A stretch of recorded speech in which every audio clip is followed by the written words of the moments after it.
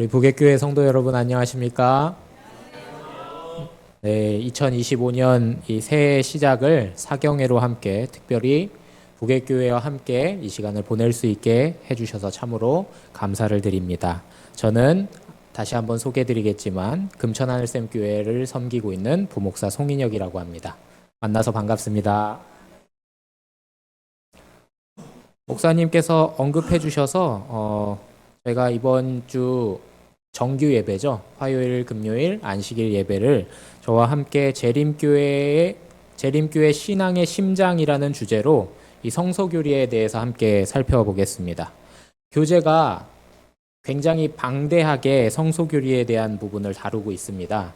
그래서 시간이 3일밖에 없기 때문에 전부를 다룰 수는 없겠지만 이 재림신앙의 심장과 같은 성소교리에 대해서 우리가 좀 더 이해하고 좀 더 도움이 될 주제들을 살펴보려고 합니다. 먼저 하나님의 말씀, 사도행전에 있는 말씀 함께 봉독하고 이 시간 시작하려고 합니다. 베레아에 있는 사람들은 데살로니가에 있는 사람들보다 더 너그러워서 간절한 마음으로 말씀을 받고 이것이 그러한가 하여 날마다 성경을 상고함으로 우리 부객교회 성도들 모두가 다 하나님께 넓은 마음을 열어서 간절한 마음으로 말씀을 받아 그 말씀으로 더욱더 하나님과 연결되기를 간절히 소망합니다. 여러분 혹시 조망 효과, 오버뷰 이펙트라는 이 효과에 대해서 들어보신 적 있으실까요? 이 지금 장면이 어떤 장면이에요? 사람이 우주에서 날아다니면서 지구를 바라보고 있는 장면이죠. 이 조망 효과라는 말은 아주 높은 곳에서 큰 그림을 보고 난 뒤에 경험하는 초월과 경외감으로 인해서 가치관의 변화가 오는 것을 의미합니다. 인간이 우주 비행을 성공한 이래로 지금까지 수백 명의 사람들이 우주 비행사로서 우주를 나가서 지구를 직접 눈으로 보는 경험을 하게 되었습니다. 광활한 우주 속에서 찬란하고 푸르른 아름다운 행성, 그 지구를 눈으로 본 그들은 비행 임무를 마치고 복귀한 이후에 완전히 전혀 다른 사람이 되었다고 말합니다. 이 우주 비행사들이 지구에 있을 때는 누구를 위해서만 살았어요? 자신을 위해서, 가족, 좀 더 나으면 친구를 위해서 이렇게 그런 좁은 시선을 가지고 세상을 살아갔습니다. 그런데 우주에 나가서 새로운 경험을 하게 된 거예요. 지구라는 행성의 큰 그림을 눈으로 보게 되니까 인류에 대한 사랑, 친밀감이 확대되었던 것입니다. 그렇게 가치관이 전혀 자신만을 향하는 이기적인 마음이 아니라 더욱 이타적이고 세상을 위해서 또 지구를 위해서 어떻게 살아갈 것인가를 고민하게 됐다는 것입니다. 이전에는 어떻게 하면 내가 성공하지? 어떻게 하면 내가 좀 더 즐거울까? 어떻게 하면 내가 더 행복할까?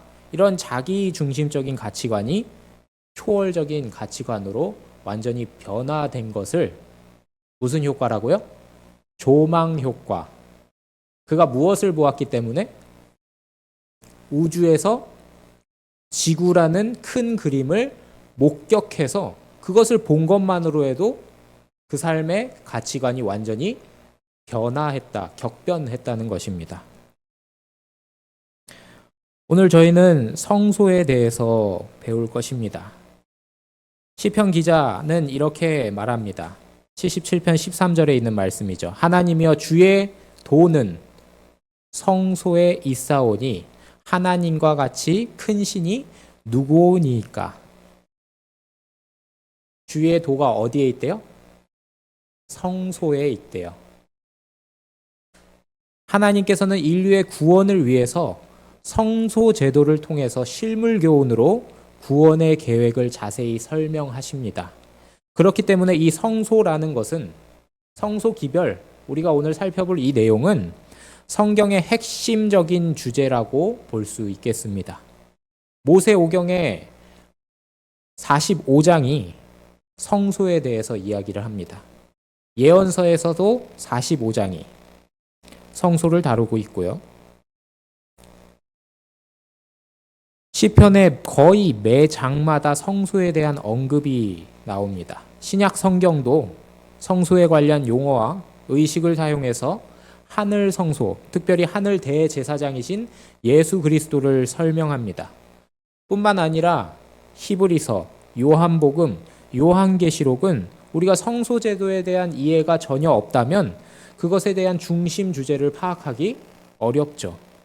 그래서 성소 제도를 우리가 잘 이해하고 이것을 잘 깨닫게 된다면 어떻게 될 수 있는 거예요? 하나님의 구원의 계획을 보다 명확하게, 보다 확실하게 이해할 수 있는 것입니다. 마치 누구처럼요?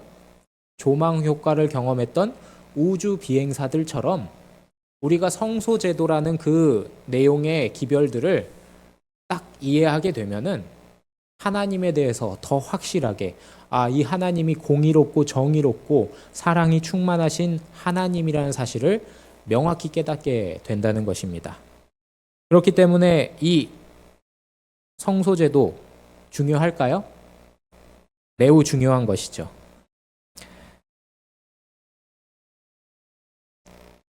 성소가 이렇게 그려져 있습니다. 이스라엘 백성들은 제사제도와 성소의 기구들을 통해서 죄인들이 어떻게 의롭게 되고 하나님의 영광으로 나가게 되는지 눈으로 목도합니다. 그리고 이 성소의 모든 기구와 의식들이 예수 그리스도와 하나님의 구원의 계획을 구체적으로 보여주고 있죠.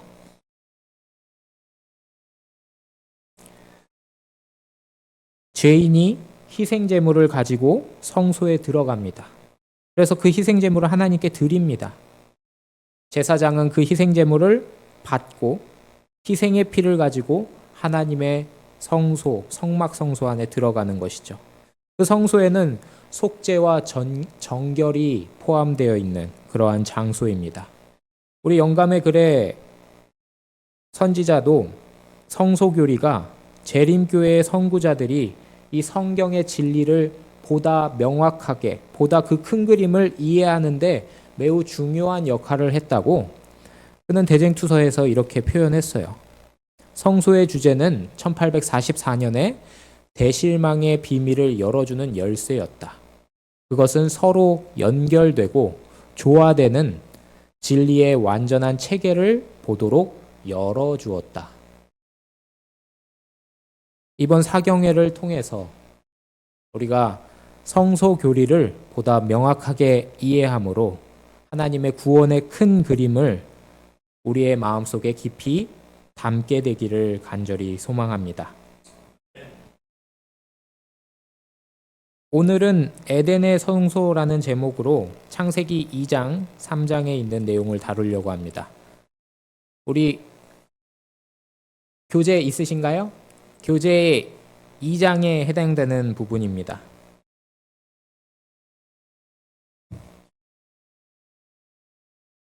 이 교재가 조금 신학적으로 많은 내용들을 담고 있어서 참 어려울 수 있겠으나 또 찬찬히 하나하나 그 부분들을 좀 탐독해 나가도록 하겠습니다. 또 이후에 남은 부분들은 시간적인 한계로 저희가 다 살펴볼 수 없기 때문에 나머지 부분은 또 담임 목사님과 또 따로 시간을 내셔 나누시면 좋겠습니다. 창세기 2장 8절에 있는 말씀입니다. 여호와 하나님이 동방의 에덴의 동산을 창설하시고 그 지으신 사람을 거기 두시니라. 에덴 동산, 우리가 너무나도 그리워하고 고대하고 되돌아가기 바라는 그곳입니다. 에덴의 뜻이 무엇일까요? 기쁨, 맞습니다. 기쁨, 즐거움이라는 의미를 가지고 있죠. 동산은 파라다이스, 낙원이라는 뜻입니다. 에덴 동산은 기쁨의 낙원이었어요. 하나님께서 하나님의 형상대로 사람을 창조하시고 에덴 동산 기쁨의 낙원을 만드셔서 그곳에 사람을 두셔서 살게 하십니다. 우리는 그러한 에덴 동산을 그리워하고 고대하게 되고 바라고 있죠. 다시 그날로 돌아가기만을 기대하고 있어요. 그런데 놀라운 것은 이 에덴 동산의 이야기를 우리가 자세히 살펴보면 이것이 성소와 연관이 있다. 성소와 관련된 개념을 가지고 있다는 것을 확인할 수 있습니다. 그래서 에덴 동산을 살펴보면 살펴볼수록 이 에덴 동산이라는 이 동산이 단순히 인간의 행복과 평안을 누리는 그러한 파라다이스적인 공간뿐 아니라 원형적인 성소를 나타내는 부분이라는 것을 오늘 이 시간 살펴볼 수 있습니다. 먼저 에덴 동산의 성소 개념 중 우리가 가장 먼저 살펴볼 수 있는 것은 에덴 동산의 위치입니다. 그것이 어디에 있었다고 해요? 동방의 에덴의 동산을 창설하셨다고 했습니다. 그러니까 에덴 동산은 동쪽에 위치했고 입구도 동편을 향하여 있었던 것이죠. 성소의 입구가 어디로 나 있는지 아시나요? 성소의 입구 또한 동쪽으로 나 있는 것입니다. 그렇기 때문에 우리가 희미하게나마 에덴 동산과 성소가 이렇게 연관이 있네라는 첫 번째 힌트를 여기서 발견할 수 있는 것이죠. 두 번째 2장 10절에 있는 말씀입니다. 강이 어디서부터?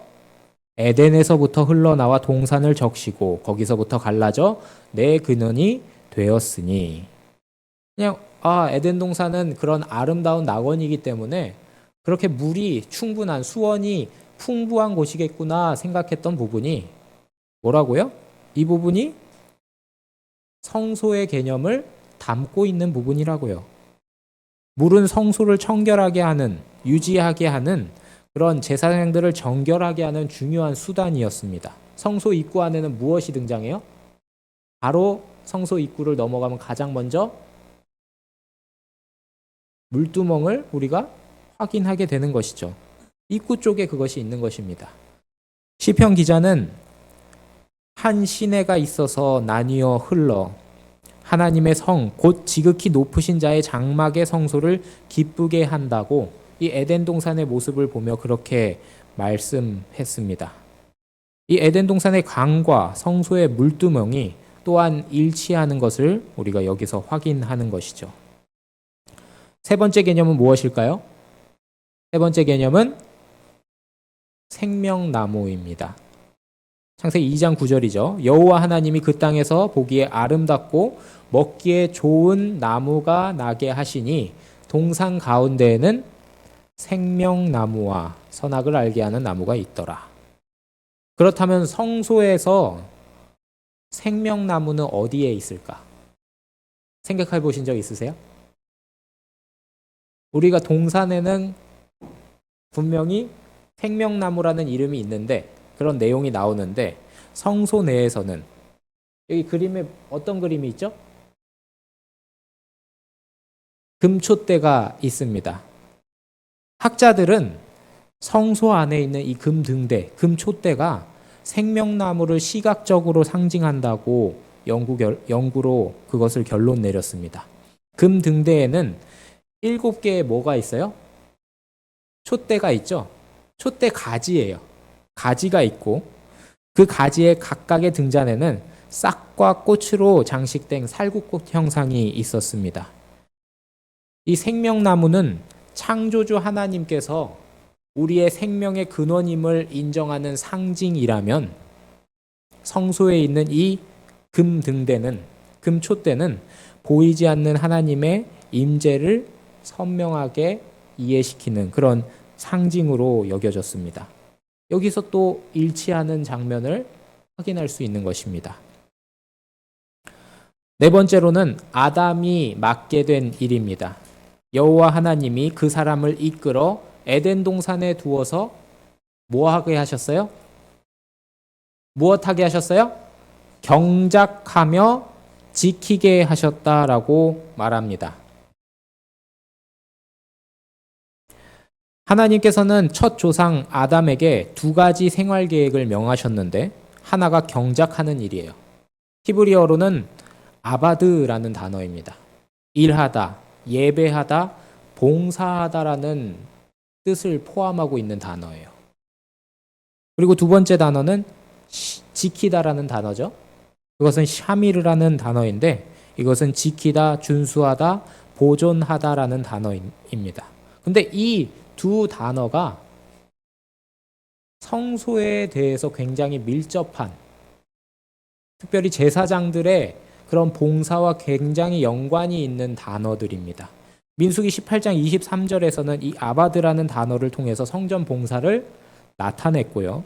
또 3장 7절에서는 제사장이 제사를 위해서 준비하고 심우하는 일들을 지키다, 샤미르라는 단어를 포함해서 그것들을 설명했다는 거예요. 이 말인즉슨 무엇이에요? 아담이 에덴 동산이라는 그 원형적 성소에서 그가 했던 직무들은 곧 누구의 직무와 동일했다?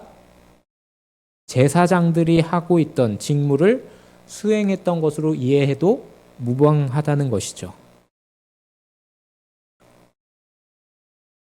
동쪽으로 나여 있고 수원이 있고 생명나무에 아담의 일, 정말 여러 가지가 성전의 그런 상징들과 개념들과 일치하고 있는 것을 보고 있는 것입니다. 그렇다면 이 원형적 성소였던 에덴 동산의 목적은 무엇이었을까? 치료봉사 261페이지에서는 이렇게 말합니다. 하나님께서는 그들에게 에덴 동산을 다스리며 지키게 하는 일을 하도록 지정해 주셨다. 매일의 일은 그들에게 건강과 기쁨을 주었다. 그리고 행복한 부부는 그들의 창조주의 방문을 기쁨으로 환영하였으며 날이 서늘할 때 그분께서는 그들과 함께 거니시며 이야기하셨다. 하나님께서는 매일 그들에게 당신의 교훈을 가르치셨다. 하나님이 오시는 것을 환영했고 함께 다니며 이야기했고 매일 그분의 교훈을 그 아담과 하와에게 가르쳐 주셨다. 아담과 하와는 매일의 일을 통해서 건강과 행복을 경험했습니다. 또 특별히 범죄 이전 이 에덴 동산에서 그들의 최고의 행복은 하나님과 교제하는 시간이었죠. 이러한 관점에서 에덴 동산의 목적은 하나님과 사람이 뭐 하는 장소예요? 만나는 장소예요. 하나님이 어떻게 하셨다고요? 매일 그들에게 당신의 교훈을 가르쳐 주시기 위해 찾아오셨다고요. 그 매일의 일을 통해서 그들의 건강과 기쁨이 주어졌다는 것입니다. 사랑하는 북외교회 성도 여러분,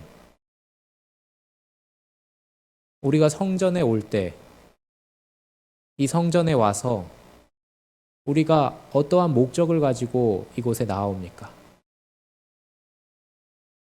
예배드리기 위해 나오죠. 찬양하기 위해 나옵니다. 말씀을 듣기 위해서 나와와요. 그러나 무엇보다 그 모든 것들을 행하는 이유가 하나님을 만나기 위해, 하나님께로부터 배우고 하나님께로부터 은혜를 부여받기 위해 나아온다는 사실을 잊지 마시게 되기를 간절히 소망합니다. 만남의 장소예요. 그런데 이 만남의 장소에서 무슨 일이 벌어지는 거예요? 범죄함으로 인하여 그 만남이 단절되게 되는 그런 끔찍한 일이 벌어지게 된 것입니다. 창세기 3장 9절에 있는 말씀이죠. 여호와 하나님이 아담을 부르시며 그에게 이르시되 내가 어디 있느냐? 아담아, 내가 어디 있느냐?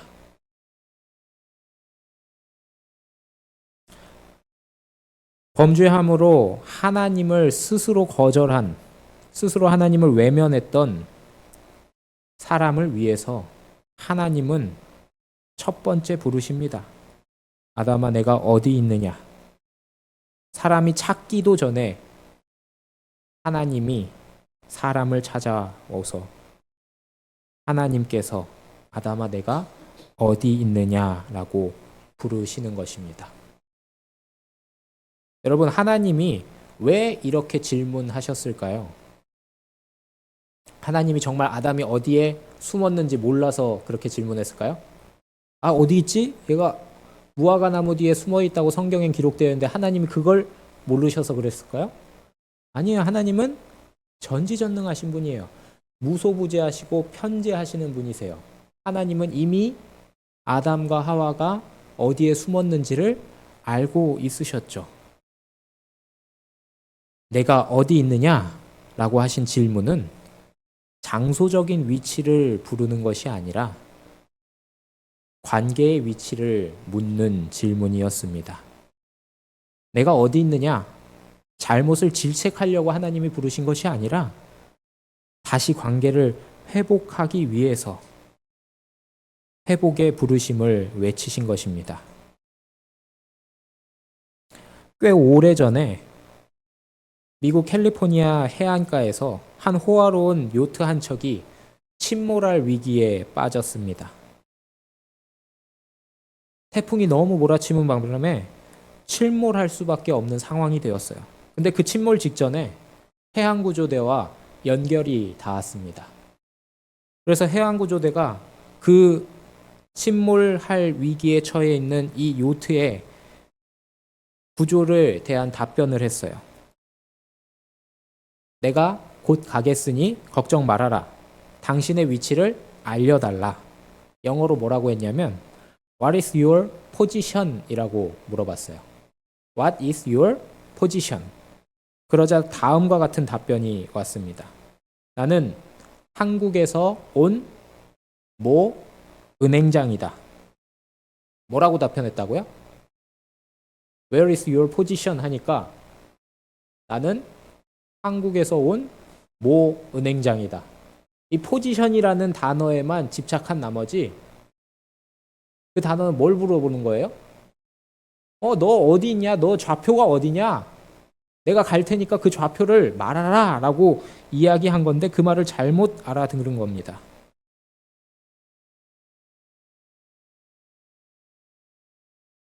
너무나 안타깝게도 이 배는 결국 구조되지 못하게 됩니다. 하나님이 어디 있느냐라고 하신 질문은 진짜 우리가 어디 있냐에 대한 답변을 해야 되는 그런 질문이 아니라는 것입니다. 관계를 묻는 질문이에요. 너와 나의 관계가 어떠하냐? 아담아, 내가 어디 있느냐? 너는 나를 버렸어도 내가 너를 향한 내 마음, 정말 너를 사랑해서 너를 끝까지 이끌고 구원하겠다는 그 사랑의 부르심이 아담아, 내가 어디 있느냐라고 질문하셨던 것입니다. 방향과 존재의 목적, 그 모든 것들을 묻는 질문입니다. 인간은 철저히 하나님을 외면하며 떠나갔지만 하나님께서는 언제나 그렇게 죄인을 불러주시고 우리를 만나기를 원해 주시는 것입니다. 너가 어디 있느냐?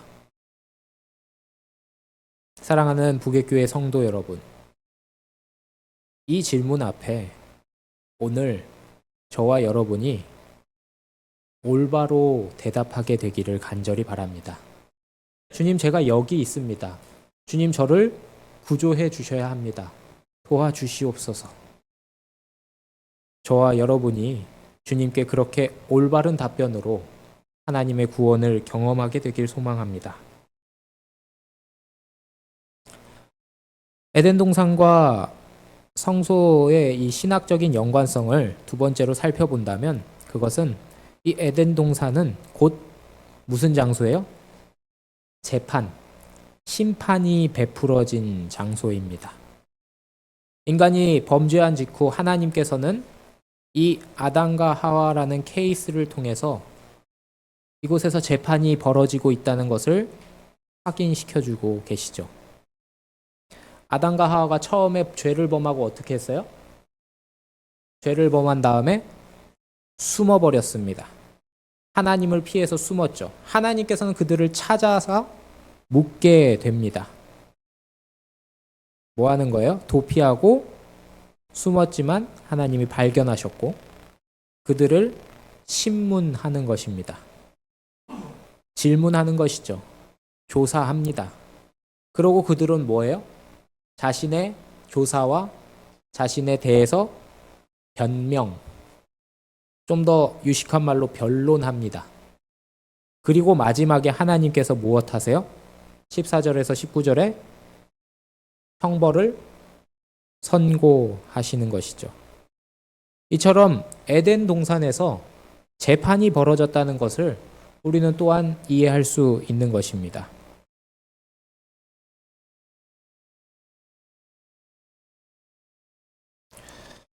재판이 벌어지게 되자 하나님이 이렇게 질문하셨죠.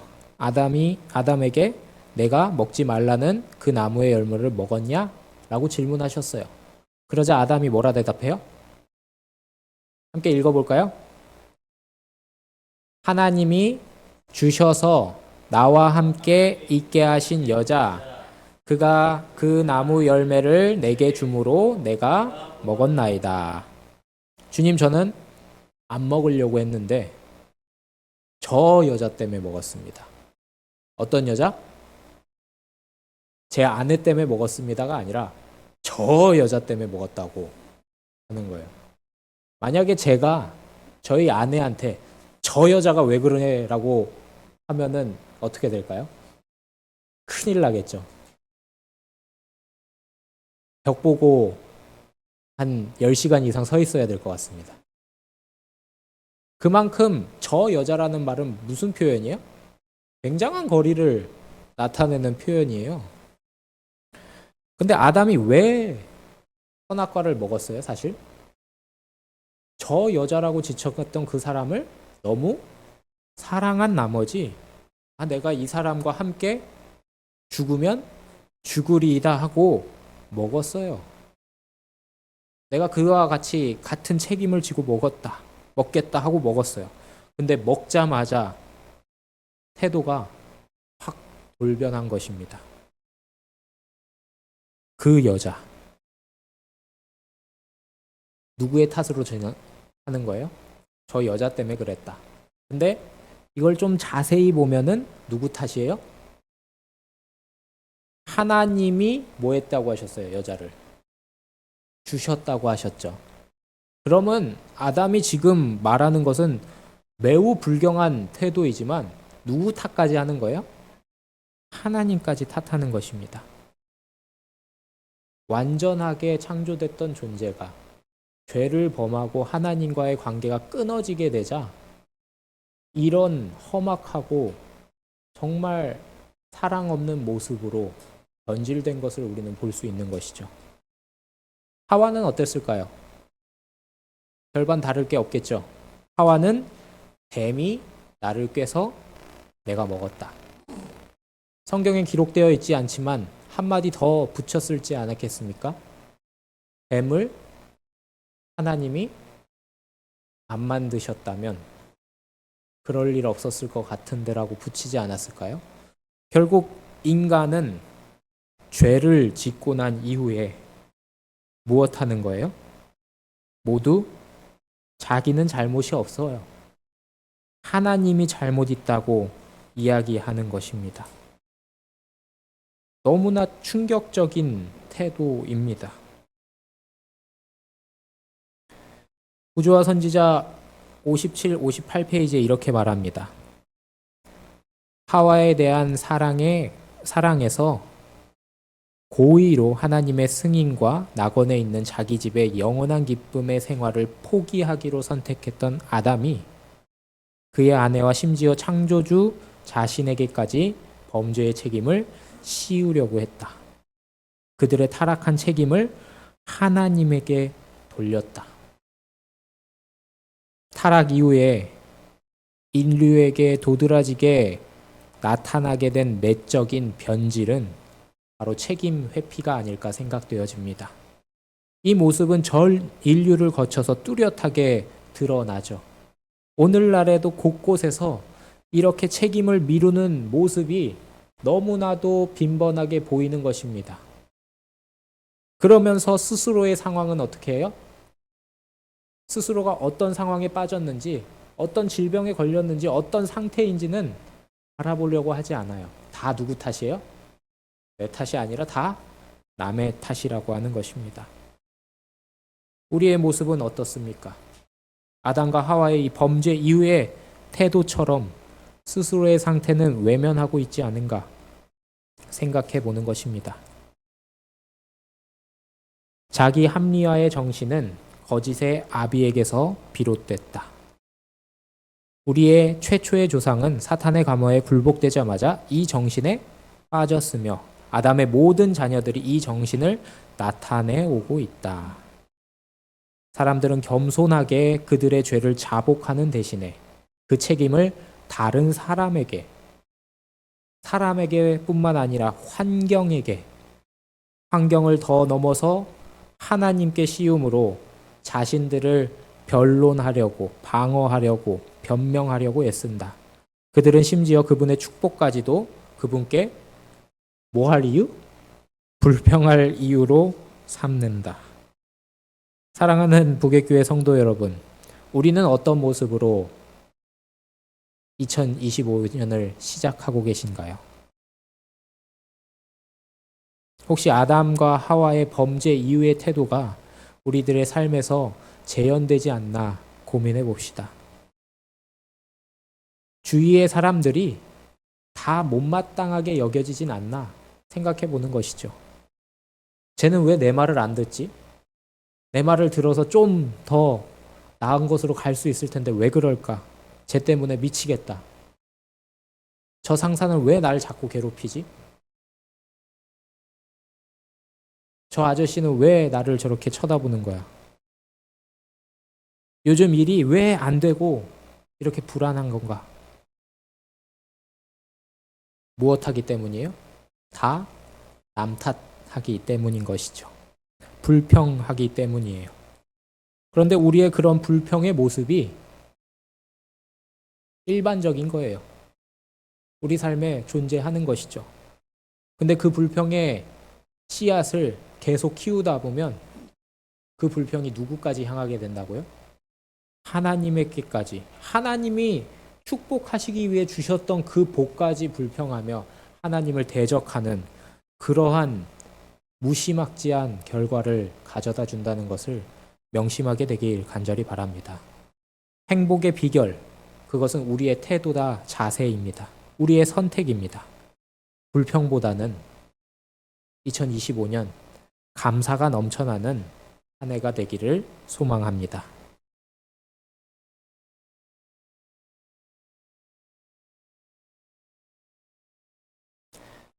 내가 어디 있느냐? 하나님이 부르시는 이 부르심에 우리는 회개함으로 나아가게 되기를 간절히 소망합니다. 히브리어로 회개라는 뜻을 가지고 있는 테슈바라는 이 문장에는 두 가지 의미가 있습니다. 하나는 돌아선다라는 뜻, 그리고 대답한다는 것. 하나님께 돌아가고 그분의 부르심에 응답하는 것이 바로 회개라는 것 기억하게 되길 간절히 바랍니다. 함께 봉독했으면 좋겠습니다. 이사야 55장 7절에 있는 말씀입니다. 악인은 그의 길을 시작 불의한 자는 그의 생각을 버리고 여호와께로 돌아오라. 그리하면 그가 긍휼히 여기시리라. 우리 하나님께로 돌아오라. 그가 너그럽게 용서하시리라. 내가 어디 있느냐?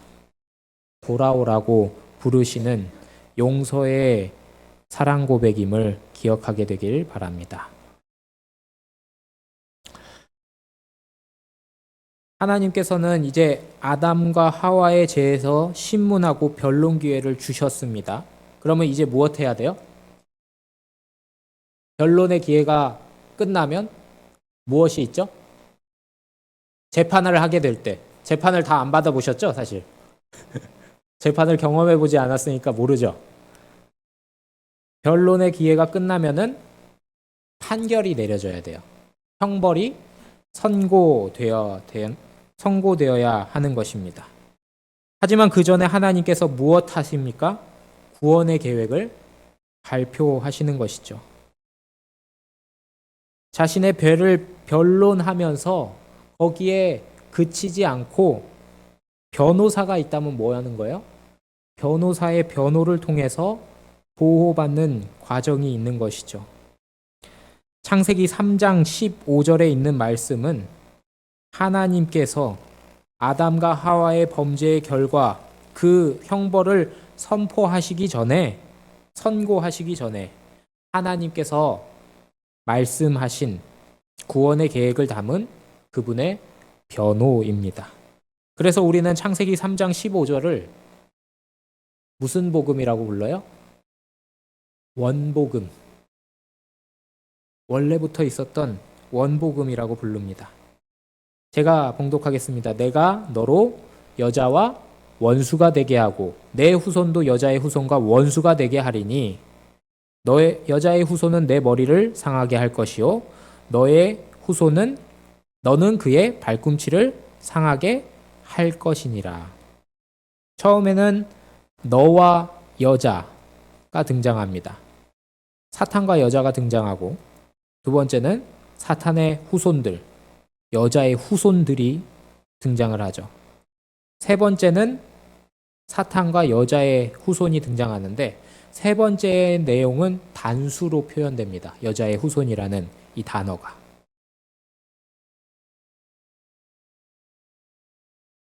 아담과 하와가 범죄한 직후에 하나님께서는 뱀의 머리, 사탄의 머리를 상하게 할 다시 한번 인류를 원수로부터 구원하고 사탄에게 결정적인 패배를 안겨줄 여자에 대한 후손을 약속하신 것입니다.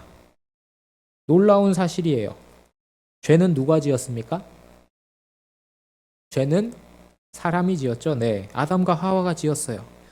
그리고 모든 인류가 아담과 하와로 인해서 죄 때문에 고통을 당하고 죽게 되는 것이죠. 그런데 싸우는 건 누가 싸우세요? 여자가 싸우지 않습니다. 여자의 후손들도 아니고 여자의 후손 되시는 예수 그리스도께서 싸워주시는 것입니다. 모든 사람이 자신의 죄와 잘못으로 인해서 책임을 회피하는 그 시대에 우리 구주 되시는 예수 그리스도께서 그 하나님께서 모든 책임을 대신 짊어지시겠다고 하신 놀라운 약속이자 변호인 것입니다. 이 놀라운 변호는 예수 그리스도의 삶에서 매우 구체적으로 성취되는 것을 확인합니다. 여자의 후손이셨던 그분께서 갈라디아서 4장 4절에서 여자에게서 태어나셨다고 이야기합니다. 그분의 초림을 말하는 것이죠. 예수께서 십자가에 돌아가심으로 그분의 발꿈치가 상하게 되었습니다. 그리고 예수 그리스도께서는 사탄의 머리를 박살내셨습니다. 바로 예수님의 부활과 재림을 이야기하는 것이죠. 그분께서 부활하시고 재림하실 때 사탄은 완전하게 패배할 것을 말하고 있습니다. 그러나 죄를 누가 지었어요? 아담과 하와가 지었기 때문에 죄에 대한 선고가 반드시 내려져야 됩니다. 공의의 하나님이시기 때문에 그것이 반드시 선고되어야 돼요. 아담은 땅으로 말미암아 저주를 받고 평생을 수고해야 되고 가시덤불과 엉겅퀴가 나와서 결국에는 그 일들을 열심히 하다가 어떻게 된다고 했어요? 결국 죽게 된다. 흙으로 돌아가게 될 것이다. 죽게 되는 것입니다. 선악과를 먹고 범죄의 결과로 아담에게 저주가 임했던 것이죠. 이것은 명백히 죄인이 받아야 되는 것입니다. 그런데 하나님의 구원의 계획이 무엇이라고요? 그것을 대신 여자의 후손께서 책임지시고 대신 당하시는 것을 의미합니다. 아담의 벗겨진 수치는 예수 그리스도께서 옷 벗겨지심으로 대신 당하십니다.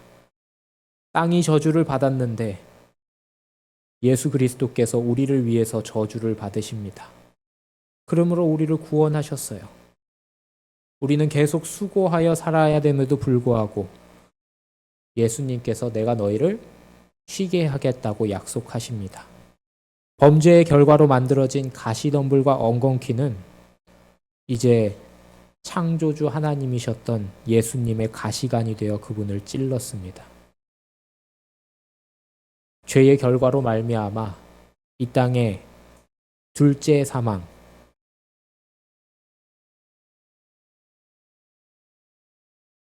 마지막 죽음을 예수님께서 대신 죽어 주셨던 것입니다. 그러므로 말미암아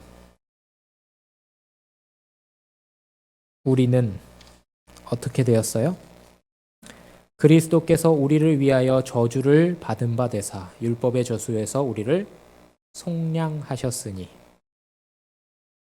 십자가에서 그분이 우리를 대신하여 책임지심으로 우리의 수치를 영광으로, 수고를 쉼으로, 저주를 구원으로, 죽음을 생명으로 바꾸어 주셨습니다. 저와 여러분에게 주신 하나님의 구원의 변호가 바로 이것을 의미하는 것입니다. 주님의 변호를 마음속 깊이 받아들이게 되기를 간절히 소망합니다. 이후에 하나님께서는 그 인류를 구원하겠다는 표로서 가죽옷을 만들어 입히십니다. 가죽옷을 만들어 입히시는데 이 가죽옷이라는 것이 존재하기 위해서는 무슨 일이 벌어져야 돼요? 가죽이 그냥 싹 분리됐나요? 짐승을 잡아 죽는 죽음이라는 것을 전제로 하는 것이죠. 아마 아담과 하와를 위한 가죽옷은 어린 양의 가죽일 것으로 생각되어집니다. 성소에서 희생제물의 죽음으로 죄를 속죄하였습니다. 그리고 이 가죽옷은 창세로부터 죽임을 당하신 예수 그리스도 그분을 나타내는 것이죠. 하나님을 떠난 죄인이 자신의 부끄러움을 감추기 위해서 무엇을 만들었어요? 무화과 나뭇잎으로 옷을 만들어 입었죠. 그 상황에 처했을 때 아담과 하와가 선택할 수 있는 최고의 선택이었을 것 같습니다. 무화과 나무 뒤로 숨었으니까 말이죠. 근데 무화과 나뭇잎은 너무 행한 것입니다. 또 나뭇잎이기 때문에 부딪히면 어떻게 돼요? 찢어지고 갈라지는 것이죠. 아무런 쓸모가 없는 것입니다.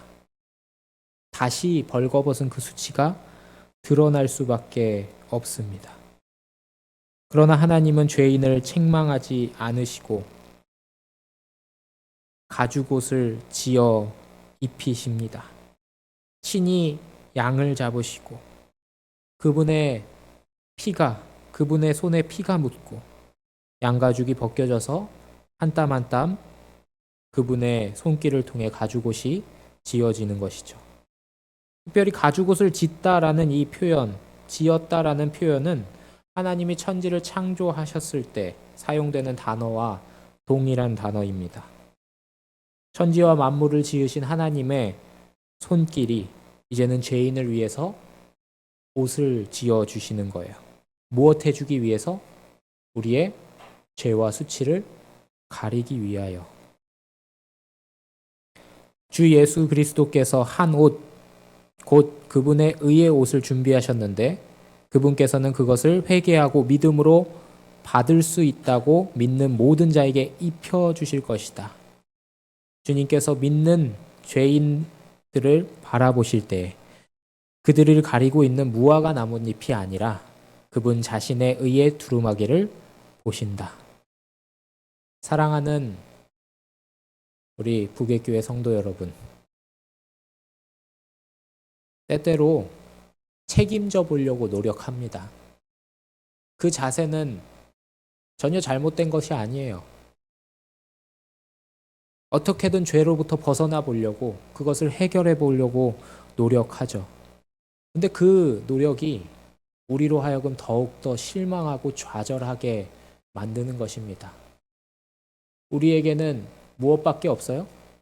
무화과 나뭇잎 같은 쉽게 망가지고 상처 있고 짓밟혀질 그런 식물과 같은 재료밖에 없는 것이죠. 우리는 결코 우리의 수치와 벌거벗음을 가릴 수가 없는 것입니다. 그로 인해 좌절하고 있는 이에게 누가 옷을 준비해 주셨다고요? 예수 그리스도께서 의의 옷을 준비하셨고, 그것을 받아들이려면 어떻게 해야 된다고요?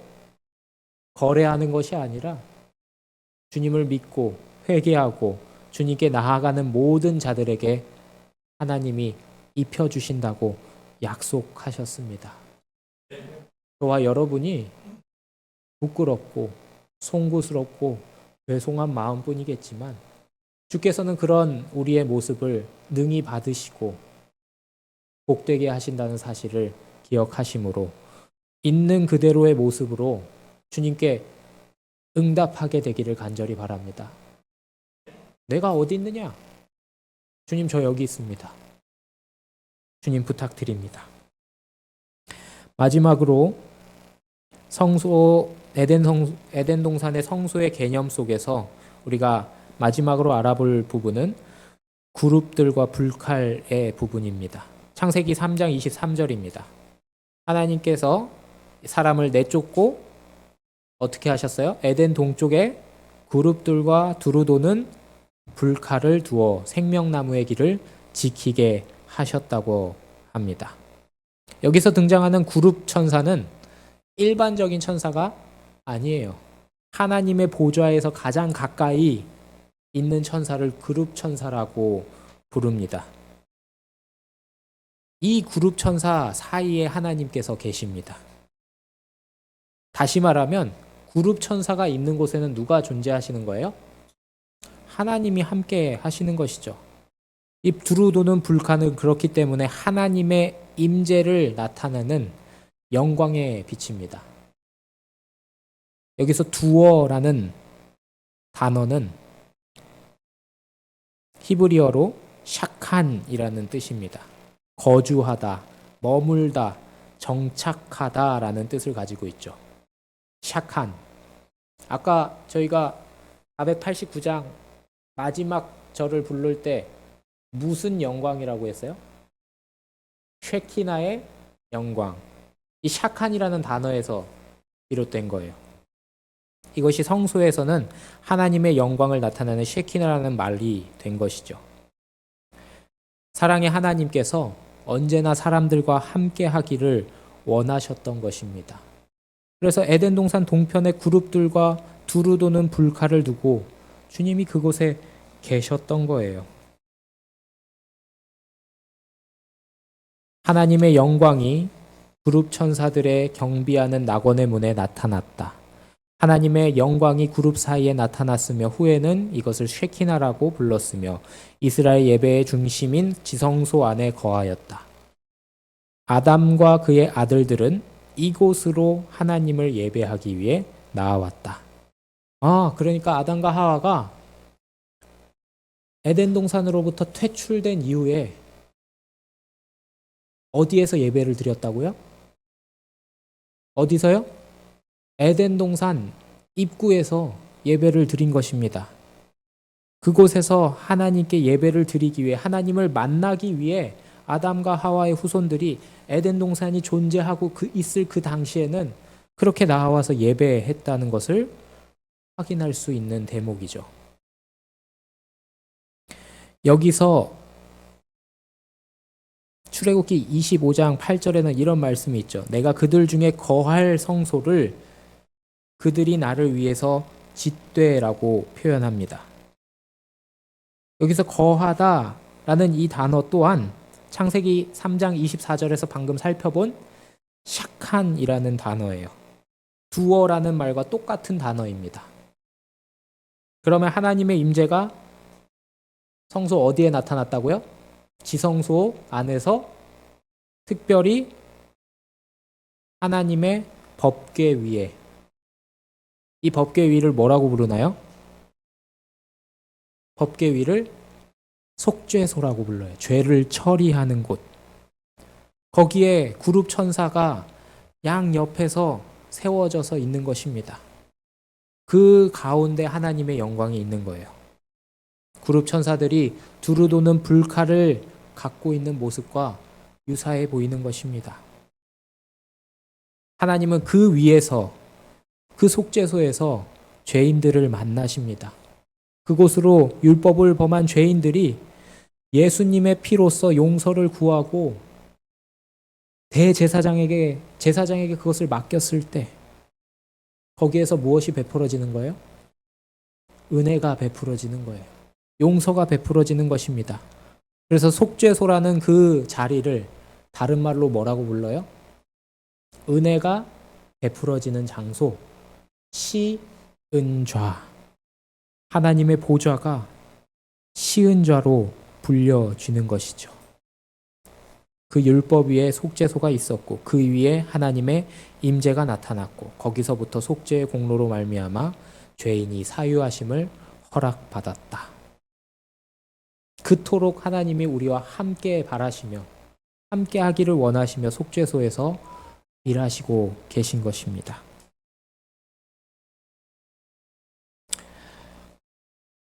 여러분, 이분이 누군지 아세요? 이어령 맞습니다. 한국의 대표적인 지성 초대 문화부 장관을 역임했던 이어령 박사입니다. 지금은 작고했지만 이 사람은 작고하기 직전 죽기 얼마 되지 않아서 기독교를 받아들였습니다. 원래는 이분이 평생 무신론자였던 사람이에요. 그런데 이 사람이 2007년에 70세가 넘는 나이에 기독교인이 됩니다. 어떻게 그가 하나님을 믿고 그리스도인이 되었는가? 그를 인도하신 분은 다름 아닌 그의 딸 이민아 씨입니다. 근데 이민아 씨는 아버지보다 먼저 어떻게 됐어요?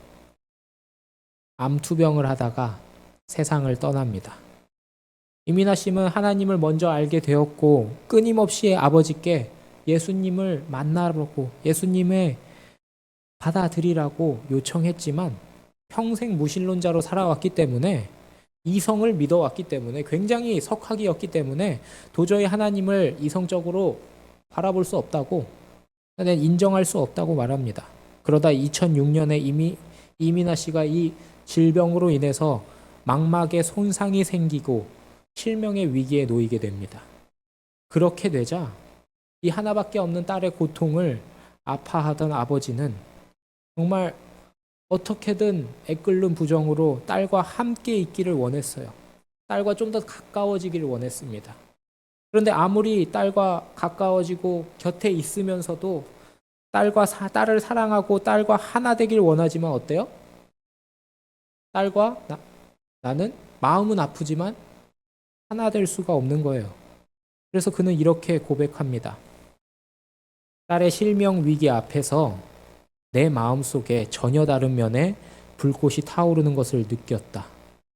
사랑이라는 게 같이 아파하는 것이 아니겠는가. 그럼에도 불구하고 나는 아무것도 해줄 수 없었다. 딸과 나 사이에 얇은 막, 앵프라맹스 아무리 사랑해도 너는 너고 나는 나구나. 앵프라맹스라는 이 단어는 눈으로는 식별할 수 없는 정말 얇은 막으로서 이 막은 인간으로서는 절대 찢을 수도 깰 수도 넘어갈 수도 없는 그런 막을 의미하는 것입니다. 이 막을 찢어줄 사람이 누가 있을까? 있다면 내가 무릎 꿇겠다. 정말 우리에게 부족한 것은 지혜도, 지성도, 정의감도 아니라 무엇이다? 사랑이다. 이 75세의 아버지가 딸의 아픔을 좀 공유하고 싶었어요. 동참하고 싶었는데, 가까이 가고 싶었는데, 어때요? 안 돼요. 나는 나고 너는 너예요. 내 몸같이 사랑하고 싶은데 그럴 수가 없는 거예요. 한계가 있는 거예요. 그래서 고민하고 고민합니다. 어떻게 하면 내가 딸과 좀 더 가까워질 수 있을까? 내가 어떻게 딸과 하나 될 수 있을까? 그러다 그가 내린 결론이 뭐냐면 딸이 가장 사랑하고 가장 우선순위로 두는 하나님께 자기가 나아가게 된다면 어떻게 될 수 있겠다? 가까워질 수 있겠다. 그래서 결심하고 그는 간절한 마음으로 평생에 믿었던 하나님께, 평생 믿지 않았던 그 하나님께 나아가는 거예요. 그가 믿었던 이성과 지혜를 내려놓고 말이죠. 딸을 위해서 처음으로 무릎 꿇습니다. 하나님, 이 찬란한 빛과 아름다운 풍경, 생명이 넘치는 이 세상의 모든 것을 하나님께서 만드시지 않으셨습니까? 그런데 왜 당신의 딸 미나에게 그것을 거두려고 하십니까? 기적을 내려달라고 기도드리지 않겠나이다. 우리가 살아서 하늘의 별, 지상의 꽃을 보는 것이, 그리고 사람의 가슴에서 사랑을 보는 것이 바로 기적이 아니고 무엇이겠습니까? 만약 미나가 어제 본 것을 내일 볼 수도 있고 오늘 본 내 얼굴을 내일 또 보게만 볼 수만 있게 해주신다면 저의 남은 생을 주님께 바치겠나이다. 내 눈은 젖어 있었고 내 무릎은 땅에 닿아 있었다.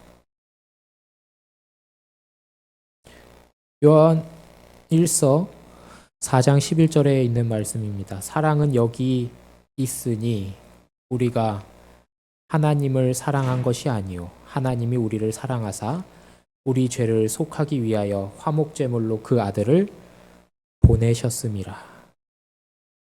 하나님이 뭐 하기 위해서? 우리를 사랑해서 우리와 하나 되기 위해서 그러셨다는 거예요. 말씀이 육신이 되어 우리 가운데 거하심에. 이 거하심에가 무슨 단어예요? 착한. 하나님께서 우리를 살리기 위해서, 저와 여러분을 살리기 위해 영광의 보좌를 버리시고 인간이 되어 오셨다는 것. 이것이 하나님의 저와 여러분을 향한 유일한 변호이자 사랑임을 기억하게 되기를 간절히 소망합니다. 오늘 저희는 에덴의 성소라는 개념을 통하여 원형적인 성소를 이해할 수 있었습니다. 에덴 동산은 하나님과 사람이 만나는 만남의 장소, 재판의 장소, 구원의 계획이 처음 선포된 장소였습니다. 비록 인간은 하나님을 떠나서 범죄했지만 하나님은 인간에게 당신의 사랑하는 독생 아들을 보내주시고 그로 모든 책임을 지게 하시고 우리와 영원히 함께 하시고자 합니다. 사랑하는 북외교회 성도 여러분, 주님의 부르심에, 주님의 변호에 온전히 자신을 맡기게 되기를 간절히 소망합니다. 저와 여러분이 그토록 원하는 에덴 동산에 주님과 함께 동행함으로 2025년에는 더 주님과 하나 되게 되기를 간절히 바라며 오늘의 말씀을 마치도록 하겠습니다.